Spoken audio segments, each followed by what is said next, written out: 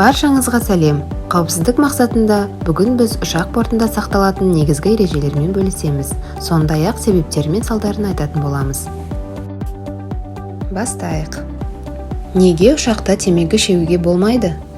Бұл қоғамдық орын.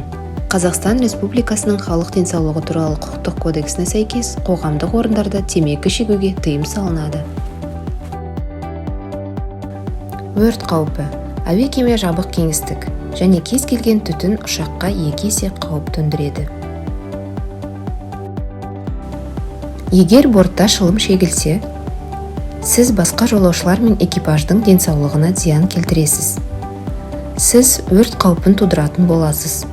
Ережелерге бағынбауыңыз үшін айыппұл салынады және ұшып келгеннен кейін полиция қызметкерлеріне жіберілесіз.